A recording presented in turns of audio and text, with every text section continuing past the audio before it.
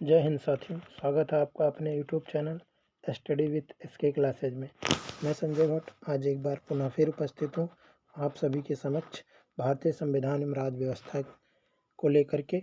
भारतीय संविधान एवं राज्य व्यवस्था में दूसरा चैप्टर है, जहाँ से हम सीखेंगे कि भारतीय राज्य व्यवस्था में कि उस संविधान के पार्ट में कहाँ से क्या क्या लिया गया था। ये सारी चीज़ें हम आपको समझाने की कोशिश करेंगे। हाँ दोस्तों, अगर अच्छा लगे तो वीडियो को लाइक शेयर सब्सक्राइब ज़रूर करिए, क्योंकि हमारे चैनल को आप सब्सक्राइब करेंगे तभी हमारा मनोबल बढ़ेगा। हाँ, एक चीज़ और बताना है कि मेरा तबीयत थोड़ा सा सही नहीं है, इस वजह से हो सकता है आवाज़ में थोड़ा सा भारीपन हो, तो उसको देख लीजिएगा। बाकी हम आपको अब शुरू करते हैं, क्वेश्चन ले चलते हैं। अच्छा लगेगा तो लाइक शेयर सब्सक्राइब जरूर करिएगा।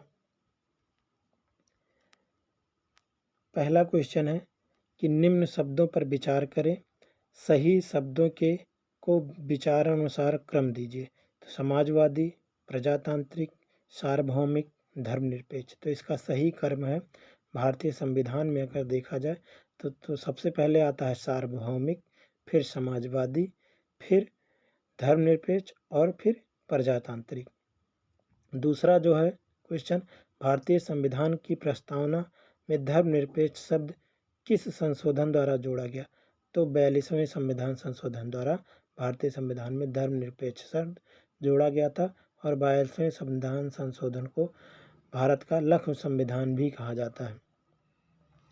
अगला क्वेश्चन है कि निम्नलिखित शब्दों में से कौन से शब्द 42वें संवैधानिक संशोधन द्वारा प्रस्तावना में जोड़े गए थे। तो इसमें जो दिया गया है उनमें से दो शब्द जो ऐसे थे जो भारतीय संविधान के प्रस्तावना में जोड़े गए थे। एक था समाजवाद और दूसरा था पंथ निरपेक्ष। पंथ निरपेक्ष का मतलब ये होता है कि राज्य का अपना कोई धर्म नहीं होता, किसी भी राज्य का अपना कोई धर्म नहीं होता। हर राज्य के जितने भी नागरिक हैं वो कोई भी धर्म मानने के लिए स्वतंत्र हैं। आगे का क्वेश्चन जो है वो है, भारत एक गणतंत्र है, इसका अर्थ क्या है। तो भारत में वंशानुगत शासन नहीं है। यहाँ जो शासन व्यवस्था है, यहाँ की जो शासन व्यवस्था है, यहाँ निर्वाचित होते हैं। निर्वाचन का मतलब यहाँ का जो राष्ट्रपति होता है उसका निर्वाचन किया जाता है, न कि वंश के आधार पर होता है। कई देश ऐसे हैं जहाँ वंशानुगत शासन व्यवस्था है कि जिस वंश के जो लोग हैं, मान लीजिए कोई राजा है तो उसी के लड़का ही अगला राजा बनेगा, जबकि भारत में ऐसा कुछ नहीं है। भारत एक लोकतांत्रिक देश है। यहाँ राष्ट्रपति का चुनाव, जो राष्ट्राध्यक्ष होता है उसका चुनाव होता है। अगला क्वेश्चन है, भारत के संविधान के आमुख का लक्ष्य उसके सभी नागरिकों के लिए सुनिश्चित करना है। तो इसमें जो दिए गए हैं चारों के चारों सही हैं। सामाजिक तथा आर्थिक न्याय, विचार तथा अभिव्यक्ति की स्वतंत्रता, अवसर की समानता, व्यक्ति की प्रतिष्ठा। ये क्वेश्चन पूछा भी गया है यूपी लोअर 1998 में। अगला क्वेश्चन है कि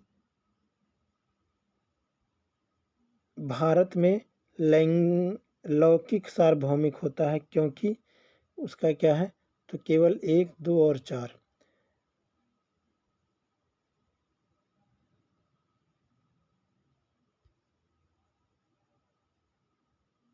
इसकी प्रवृत्ति न्याय योग्य नहीं, इसका संशोधन संविधान के विशिष्ट प्रावधानों को यह रद्द नहीं कर सकता। अगला क्वेश्चन है कि भारतीय गणतंत्र की 26/11/1950 को सही संवैधानिक वस्तु स्थिति क्या थी जब संविधान लागू किया गया। तो संपूर्ण प्रभुत्व संपन्न लोकतांत्रिक गणराज्य। अगला क्वेश्चन आपका है कि भारत में लौकिक सार्वभौमिकता है क्योंकि संविधान की प्रस्तावना आरंभ होती है। तो हम भारत के लोग, भारत की संविधान जहाँ से शुरू होता है वहाँ लिखा है हम भारत के लोग के शब्दों से शुरू होता है। अगला क्वेश्चन है, संविधान की प्रस्तावना के बारे में कौन सा सही है। तो समाजवादी, धर्मनिरपेक्ष शब्द 1950 में लागू संविधान के अंग नहीं थे। इसको बाद में 42वें संविधान संशोधन द्वारा जोड़ा गया था।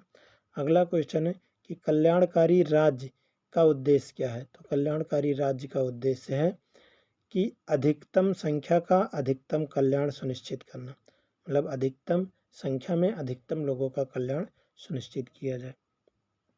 आगे है निम्न में कौन सा सही है। तो सामाजिक समानता संविधान में प्रत्याभूत है, यानी जो संविधान है भारत का संविधान यह बताता है कि भारत के जितने भी नागरिक हैं वो सामाजिक रूप से सभी समान हैं।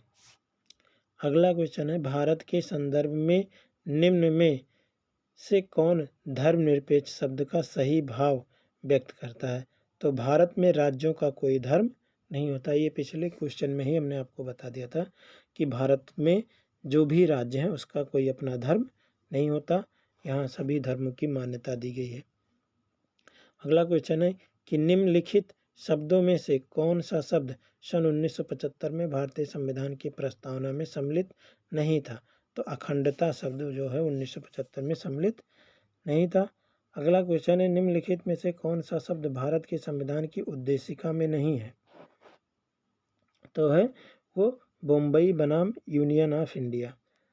अगला क्वेश्चन है कि भारतीय संविधान की प्रस्तावना में भारत को किस रूप में घोषित किया गया। तो एक सार्वभौमिक सामाजिक धर्मनिरपेक्ष प्रजातांत्रिक गणतंत्र बताया गया है।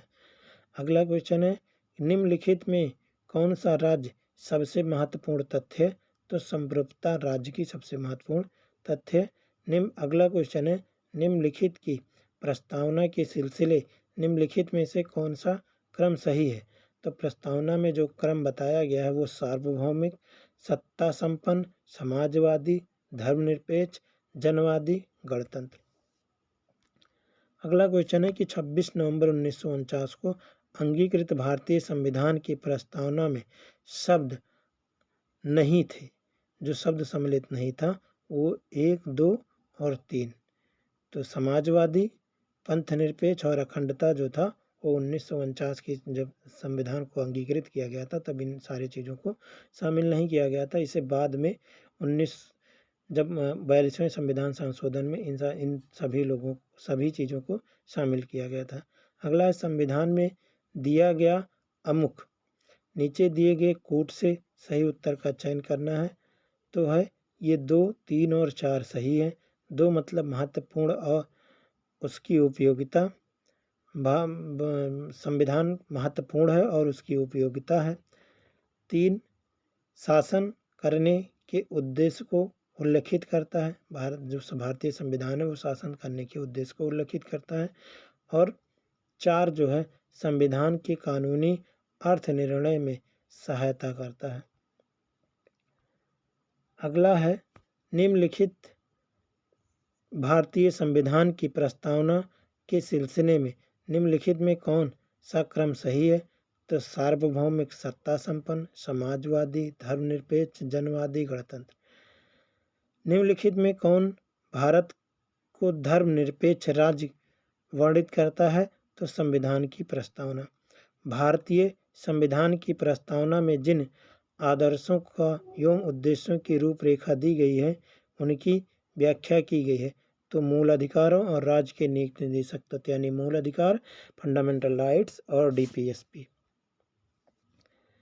अगला क्वेश्चन है कि भारतीय संविधान की प्रस्तावना में निम्नलिखित किस स्वतंत्रता का वर्णन नहीं है। तो वो जो है 2, 3 और 4 यानी कि शासन करने के उद्देश्य उल्लेखित करता है, संविधान को कानूनी अर्थ निर्णय में सहायता करता है, समाजवादी तथा धर्मनिरपेक्ष शब्द संविधान की प्रस्तावना में सम्मिलित किए गए 42वें संविधान संशोधन द्वारा सभी व्यक्ति पूर्णतः और समान रूप से मानव हैं, यह सिद्धांत जाना जाता है। तो सार्वभौमिकता में भारतीय संविधान में मौलिक कर्तव्यों का विचार लिया गया। तो रूस पूर्व सोवियत संघ के संविधान से मौलिक कर्तव्य लिए गए थे। राज्यसभा के गठन में प्रतिभा, अनुभव एवं सेवा के प्रतिनिधित्व देने में भारतीय संविधान निम्नांकित उदाहरण को प्रभावित हुए थे। तो आयरिश आयरलैंड गणतंत्र। शून्यकाल संसदीय व्यवस्था किस देश की देन है? तो भारत की देन है। भारतीय संविधान में अन्य देशों के संविधान से कुछ विशेषताओं को लिया गया है। किस देश राज्य के नीति निर्देशक तत्व के निर्माण में योगदान दिया? तो ये राज्य के नीति निर्देशक तत्व का निर्माण ये आयरलैंड से लिया गया था। तो अगला क्वेश्चन है, निम्नलिखित में से कौन सा लक्षण भारतीय परिसंघ और अमेरिकी परिसंघ में समान रूप से पाया जाता है? तो संविधान के निर्वाचन के लिए परिसंघीय उच्चतम न्यायालय। अगला है, नीचे दिए गए कूट का उपयोग करते हुए सूची 1 और सूची 2 को सुमेलित कीजिए। तो सूची 1 और सूची 2 से जो सुमेलन है वो है डी ऑप्शन सही है। डी ऑप्शन मतलब एक के लिए विधि का शासन कहाँ से लिया गया है?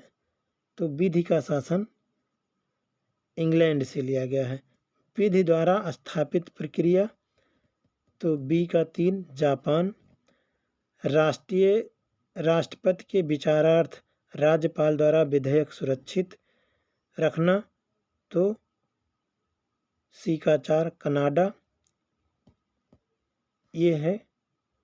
तो दोस्तों यही हम आपको ये अब बंद करते हैं वीडियो को, छोटा रखने की कोशिश करते हैं। अगर अच्छा लगता है तो लाइक शेयर सब्सक्राइब ज़रूर करिएगा। धन्यवाद।